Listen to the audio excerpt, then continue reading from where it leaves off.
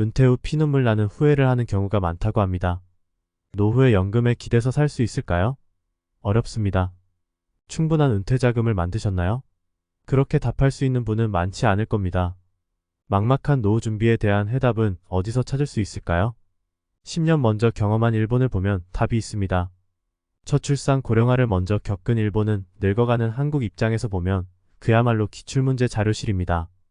일본이 경제정점을 찍고 축소사회로 바뀌는 과정에서 어떤 사회 변화를 겪었는지 미리 알아두면 시행착오를 줄일 수 있습니다. 간단히 일본에서 배울 수 있는 결론을 먼저 말씀드리면 은퇴 준비가 잘 되어 있지 않더라도 약 월 100만원 정도의 소일거리를 하면 그렇게 두려워할 일도 아닙니다. 물론 우리는 조금 더 준비해두면 편하겠죠. 노후의 연금에만 기대서 사는 건 점점 어려워집니다. 일본은 퇴직 후에도 남녀가 모두 일해서 생활비에 보태는 것이 당연한 시대로 변하고 있습니다. 일본 민간 연구기관인 리크루트웍스 연구소의 사카모토 타카시 연구원은 인터뷰에서 고령 취업자 10명 중 6명은 정년 후 일자리에 만족하고 행복하게 생활한다면서 현역 때보다 수입은 크게 줄지만 그 대신 업무량이나 책임, 인간관계 등 스트레스가 사라지기 때문이라고 말했습니다. 사카모토 연구원은 지난해 정년 후의 진실 15가지를 담은 책 진짜 정년 후를 펴내 일학 스타가 된 인물입니다. 아쉽게도 국내에는 출간되지 않았습니다. 일본의 정년 후 삶이 궁금합니다. 과거 은퇴자들은 연금을 일찍 그리고 많이 받아서 노후 생활에 큰 걱정이 없었습니다. 지금은 정반대 상황입니다.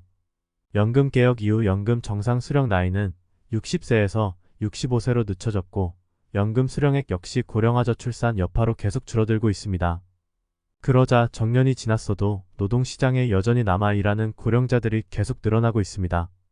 2010년만 해도 70세 남성의 35%만 일을 했지만 2020년엔 전체의 46%가 일하고 있습니다. 연금만 갖고 노후에 살긴 어려운가? 올해 프랑스에서 연금 개혁 관련 대규모 시위가 벌어졌을 정도로 연금은 전 세계 어디에서나 민감한 이슈입니다. 어느 나라 국민도 연금 제도가 불리하게 바뀌는 걸 원치 않습니다. 하지만 예전보다 더 오래 사는데 연금액을 매년 높여가면서 지급하면 재정이 버티지 못합니다. 이에 대한 대안은 시니어 일자리입니다. 정부는 연금액이 줄어든 고령자들이 생계에 곤란을 겪지 않도록 양질의 일자리를 제공해야 합니다. 한국은 청년 일자리도 부족한데 일본도 예전엔 노인이 청년 일자리를 빼앗는다는 식의 논쟁이 있긴 했습니다. 실업률이 높아서 소수의 일자리를 놓고 세대 갈등이 심했습니다. 하지만 지금 일본은 저출산으로 일손이 부족하고 실업률은 역대급 약 2.5%로 낮아졌습니다. 일자리가 구직자보다 훨씬 많기 때문에 일자리 관련 세대 갈등은 거의 없습니다. 한국은 65세 이상 노인 인구 비중이 18% 정도로 지금은 일본보다 낮지만 출산율이 0.7명대로 낮기 때문에 10여 년 후엔 일본과 비슷한 상황이 펼쳐질 것입니다. 시니어 일자리는 월급이 작지 않나? 현역 때 직위가 높았던 사람들은 정년 이후 확 줄어든 월급에 당황합니다. 하지만 시간이 흐르면서 차차 적응해가고 나이가 들수록 직업 만족도가 전반적으로 높아집니다. 정년 후 일자리는 스트레스가 대폭 줄어들기 때문입니다. 현역 시절처럼 업무량이나 책임, 권한, 대인관계 같은 것으로 고민할 필요가 없어집니다. 60세 이상 취업자의 65%가 업무 관련 스트레스는 크지 않다고 답한 후생노동성 조사도 있습니다. 고령 취업 만족도가 높다니 놀랍다. 일본 취업 실태 조사를 보면 퇴직 전후로 직업 만족도가 급상승한다는 걸 알 수 있습니다. 신입사원 시절에 비교적 높았던 직업 만족도는 점점 낮아져서 50세 전후의 바닥인 35.9%를 찍습니다.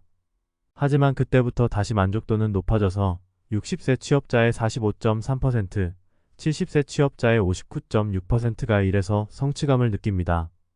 중요 직책에서 밀려나 저연봉자가 되면 직업 만족도가 낮아질 것이라 생각하기 쉽지만 실상은 정반대인 것입니다. 정년 이후엔 직업에 대한 가치관을 180도 바꿔서 눈을 반짝이며 적극적으로 일하는 취업자들이 늘어납니다.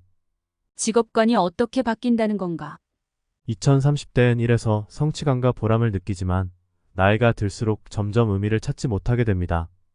회사 다닌 날보다 다닐 날이 짧아진 50세 전후엔 내가 왜 이런 일을 해야 하지? 하면서 의기소침의 정점을 찍게 됩니다. 직업 인생의 마침표를 찍는 것이 불안해지는 것입니다. 그런데 역설적이게도 이런 격동의 50대의 인생의 전기가 찾아옵니다. 리크루트웍스 연구소에서 고령 취업자 실태를 조사했더니 중년엔 승진과 명예, 고연봉과 같은 가치관이 중요했지만 60대 이후엔 사회에 공헌하기나 신체 움직이기, 생활과의 조화와 같은 가치관을 더 중시하게 된다고 합니다. 정년 후엔 어떤 일을 해야 하나? 정년 후에는 체력과 기력이 모두 떨어지기 때문에 노동 시간은 짧고 책임은 적으면서 스트레스가 없는 일을 찾아야 합니다. 나는 그걸 소소한 일자리라고 부릅니다. 건물 보안 관리나 요양시설 셔틀 운전처럼 아주 대단한 일은 아니지만 일상생활에서 없으면 안 되는 일들이 대표적입니다. 농업도 고령자들이 많이 종사하는 일자리인데 겸업 삼아서 작게 자가 소비 목적으로 하는 정도가 적당합니다. 정년 후엔 오래 일한다고 해서 급여가 늘어나는 것도 아니고 퇴직금을 받는 것도 아니므로 삶을 피폐하게 만드는 블랙 기업은 피하는 게 좋습니다. 소소한 일자리로 얼마나 벌면 되나? 퇴직한 이후에도 현역 시절만큼 돈을 벌어야 한다는 의견도 있습니다.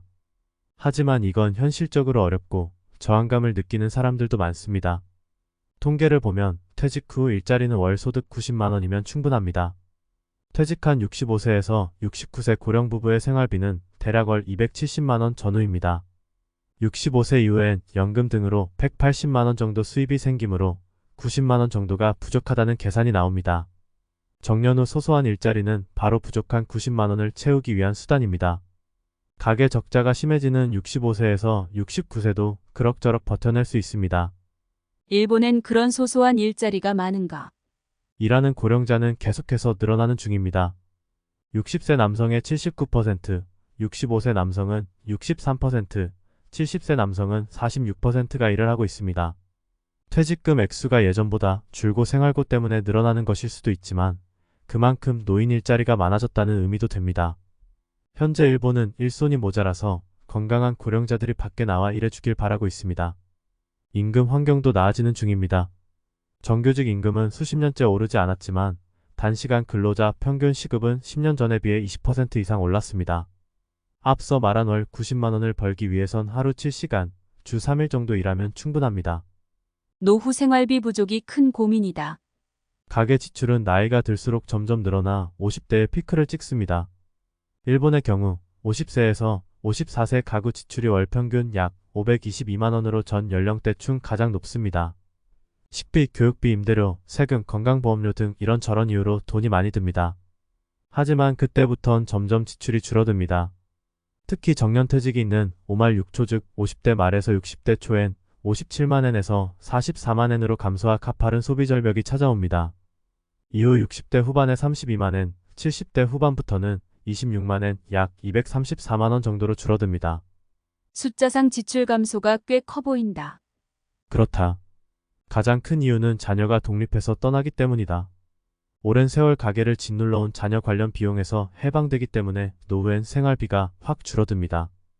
데이터를 보진 않았지만 한국도 50% 이상 줄 것으로 예상됩니다. 자녀 결혼이나 주택 지원은? 한국이나 중국에선 부모들이 자녀가 결혼할 때 집까지 지원해 준다고 들었는데 일본은 그렇지 않다. 가정 형편에 따라 달라지겠지만 중산층 가정에서 성인 자녀를 지원하는 경우는 거의 없습니다. 일본은 부부의 노후비가 먼저고 자녀들은 성인이 되면 스스로 알아서 하는 것이 보통입니다. 나중에 지원받은 자녀들이 부모의 생계를 끝까지 책임져 준다면 모르겠지만 그렇지 않다면 100세 시대에 적합한 생각은 아닙니다. 노후의 의료비 부담은 크지 않나? 흑은 지속적으로 고액 치료비가 들어간다면 다른 얘기겠지만 의료보험 제도가 잘 되어 있어 의료비 부담은 생각보다 크지 않습니다. 설사 노후에 의료비 부담이 생긴다고 하도 비소비 지출이 크게 줄어들기 때문에 흥분이 대응 가능합니다. 비소비 지출이란 세금, 연금보험료, 건강보험료처럼 가계가 자유롭게 조절할 수 없는 비용을 말합니다. 수입이 적기 때문에 현역 시절보다 소득세나 주민세 부담이 덜하며 연금도 납부해서 수령으로 위치가 바뀌고 건강보험료는 소득이 줄어드니 최소한만 내면 됩니다. 이외에 외식비, 의료비, 자동차 관련 비용, 통신비, 용돈 등 전 항목에서 감축이 일어납니다.